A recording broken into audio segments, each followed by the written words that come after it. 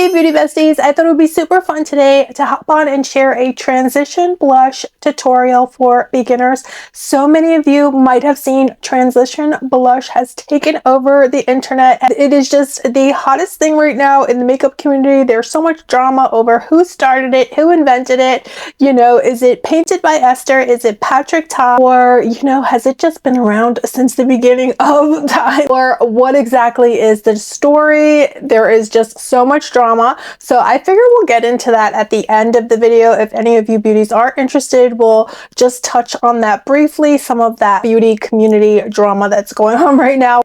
But first, the makeup, the most important. How do you create that beautiful transition blush look for yourself? And it is actually super easy, and I know that you can do it, and it's such a beautiful look. And so I'm going to just quickly share some tips and tricks again in a tutorial that is perfect for makeup beginners or advanced makeup lovers. So to get started, now I'm going to show you two different ways that you can do a transition blush for yourself. Now, one way that is really different than what you might have previously maybe learned in your journey with makeup and beauty, many times people would say that you put your concealer on and then you put your blush on. But to create a really easy and effortless transition blush look, what you do is you actually put your blush on, and generally you would want to use a cream or a liquid blush for this method. And for this look that I'm showing you here, I am using the Charlotte Tilbury cream blush, which is super easy to use. Now you can take it directly from the stick onto your face, or you can work it into your brush or work it into your finger and put it on your skin. Either way, however you feel comfortable. But generally for this look that I'm going to show you, the first look, you would use a cream again or a liquid blush. Now with transition blushes, you're going to want to use two different blush shades.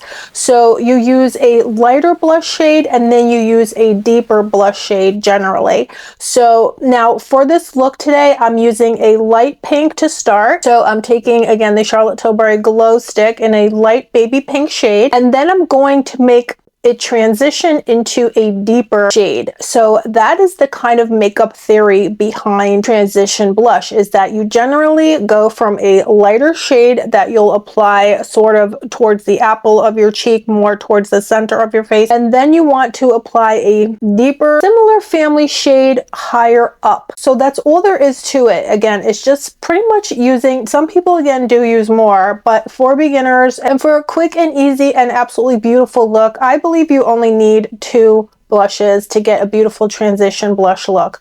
So again, for this look today, I'm starting with the Charlotte Tilbury cream, and I'm putting it on the apple of the cheek, even right under the eye. You can go ahead and really under your eye, because we're going to put our concealer on top, so it's just going to peek through. But again, it's going to blend in with the concealer for this look today, and it just creates a beautiful look. So the concealer is working as part of the transition, and it's going to help create that ombre effect. So as you can see here, before the concealer, we're starting with the baby pink shade on the apple under the eye.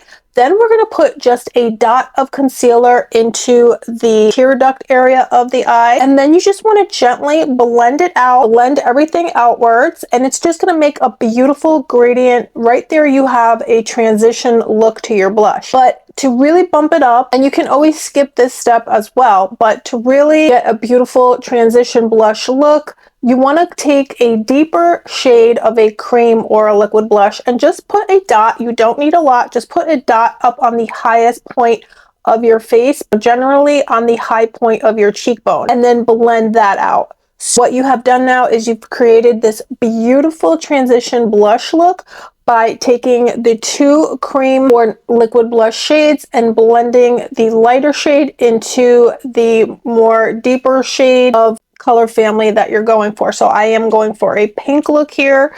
And so I used, again, the baby pink, and then I used this kind of deep shade. This is actually, it's red. So this is actually the shade that I used from Rare Beauty, and this one is called Grateful. So such a beautiful shade. So I thought it would pair beautifully. Now, if you're creating a pink transition blush look, a really great look is to actually set it with a little bit of a pink translucent setting powder. So here I'm just using some Morphe setting powder, and they do have a new pink version, and you can set it with a fluffy brush and or a velour puff. I like to do both. I like to start with a fluffy brush and then maybe put a little bit more on with the velour poof, because the velour poof is going to make it a little bit more full coverage beautifully. Now, the best part about makeup is you always want to have fun. You always want to do what inspires you. Don't, of course, maybe play around before an event or if you're going out, but if you could play around at home and play with different colors and see what colors that you would like to make for an ombre or for a transition blush look. But for my blush look today that I showed you, and for this tutorial, I used, again, a baby pink, and then we blended it out into this really, really vibrant red. This is even going into the red family. So pink into a red. So I thought that'd be pretty. You could always do, a deep purple to go with maybe a baby pink look. Now for this side, we're going with the same idea. We're going to blend a light color powder blush on this side into a more vibrant powder blush. So for this look here, I didn't use cream products. Now, if you're really wanting to go all out, people will, makeup artists will layer first a liquid and a cream blush and then a powder on top if they really want to go all out. Personally, I think one or the other makes a great look. Otherwise, a cream or a powder will work great for you. But for this look that actually is on my whole face right now, and for this side of my face that I'm showing in the little tutorial here, I used first the baby pink shade of the One Size Beauty blush, which is actually Attention Seeker Cheek Clapper. And then to make that transition, I added this super vibrant, this is really a hot pink, a magenta pink shade. Added that to the high points of the cheek. So this one is actually called Whirly Pop. So again, that's all you have to do though, is just take your lightest shade, put it on the center portion of your face, and then put a deeper shade up top. And that's going to give you the transition. That's all there is to it. I know Patrick Starr recently said that he likes to blend. He used a pink into, I believe, orange, or orange into pink. That's such a beautiful look too. So you don't have to stay in the same color family. You can mix different colors up. And so that was kind of like a sunset look that Patrick Starr did recently that I thought was so beautiful. Such a great and unique way to make a beautiful transition blush for yourself. But have fun, play with colors. But essentially for just for me, for what I like to create on the daily, I generally will just use a baby pink into a more vibrant pink. I think that's a great look. You could always do a light peach into a deeper peach tone, or orange tones, depending what you're going for. So, but that's all there is to it. With the cream products and blending the concealer in, that's a little bit more maybe advanced. I would definitely stick to, though, just the two-step rule, which is just a light blush into a deeper shade of the same color family blush. I think that's really quick and easy, comes out beautiful, and then you get a lot of use out of different blushes you might have, because you can mix and match and make different color combinations and make different effects and different transitions for yourself. So it's just something fun to do. It definitely makes such a beautiful look. So let me know if you do transition blushes already. Do you do that look already for yourself? Let me know down below what colors you like to do. What colors do you generally gravitate towards? Let me know down below. And then getting back to the beauty community drama. So I guess what's happened is that Patrick Ta has actually come out with a palette similar to the One Size Beauty, say, Cheek Clapper, or the palettes that he does have himself. But he has made it kind of easier to do a transition blush, because he's putting one shade that is, like say a baby pink with a lighter shade, so you could blend it out. So he's giving you the two transition shades in one palette. Like, as you can see here, these are all kind of in the same color family, which is what has been generally sold up until Patrick Ta has come out with this new palette, which you're going to see is basically two transition blush shades. So I believe, for example, one is it's baby pink, and then there's an ultra baby pink. I think that does make it easier than having to go around with two different blush palettes in hand. You have the two transition shades in one palette. But so many people are just up in arms because I guess I haven't really seen it all. I'm going to insert some clips here because, you know, some people are saying that he's claiming he invented the method, but actually Painted by Esther is the queen of blush, and they're saying she invented it. But, you know, I do believe it's been around for a while to transition blush shades. I know, you know, again, to bring it back, but Scott Barnes was doing that because I originally used to take classes with Scott Barnes and he was teaching it. It was at least 10 years ago. I remember he actually has a blush palette, and actually in his blush palette, he would say to mix like a yellow blush into a pink to make that ombre effect. So he's been making, actually, now that I think of it, he's been doing blush palettes like that, transition palettes from day one. So, but his palette is a little bigger, but because he's giving you more color options, where the Patrick Ta has only 2 color options. So people are kind of really up in arms about this though. And Painted by Esther is doing the most beautiful looks, super vibrant shades. Oh my goodness, they are absolutely just artwork. They're just complete artwork. So she uses a lot of vibrant pinks on the eyes, the lips, the cheeks, all, oh my gosh, just eye candy to look at her pictures. I could just, you know, stare at them for hours. Her makeup pictures are so beautiful. But have you guys heard about the drama? Let me know down below. This was a very interesting clip that I thought kind of explained what's going on. So I'll insert that clip here. Patrick Ta just launched 2 new products and he's calling it the evolution of blush. There are a lot of thoughts, and the first thought I had when I saw this is that those are a lot of steps, and I've seen this before. Esther is the first name that comes to our mind.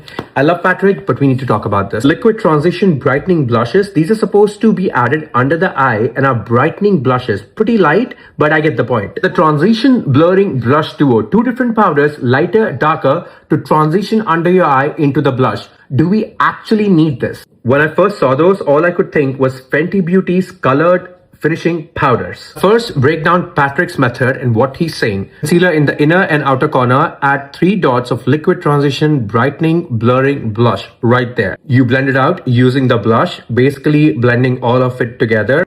Do you see how this is still very light? That's where the real blush comes in. Patrick's existing major headline blush duo, and add the color. Now you pick up the transition blurring blush duo in the powder. The shade is called Between Us. You use this in between and use the darker shade on the outer part. So blush on blush, but with a different blush, not the blush that's already in the palette. Taking the lighter shade first and blurring the inner. Why didn't we use this powder right here? I personally would go in with the powder blush because it's a bit more brighter and more saturated. That actually does look beautiful. I love Patrick, but we don't need so many products to create a blush transition. Makeup artists have been doing that forever, and there's a strong point of view that Painted by Esther actually brings into the mix. Let me explain. Under eye smooth blush transition is nothing new. Makeup artists have been doing this forever. You never leave the concealer hanging and not blend it with the blush.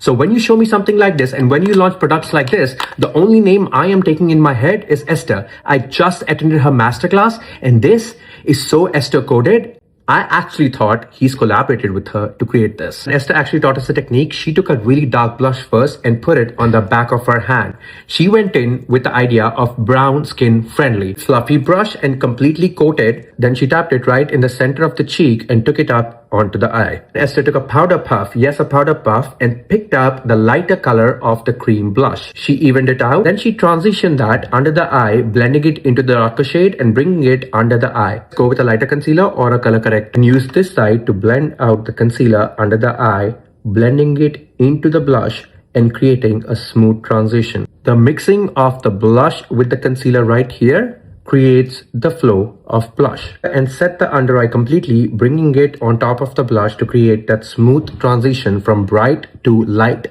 pink color.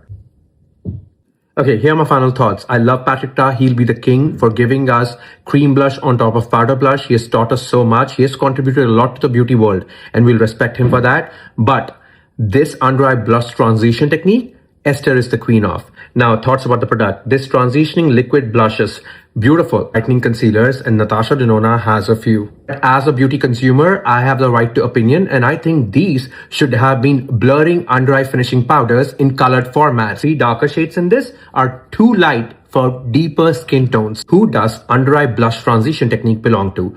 To the beauty world. It does not belong to one person. But Esther has a strong, bold point of view, and she made it famous. She made sure people sit down and take notice of it. That's the power of a highly skilled and confident makeup artist.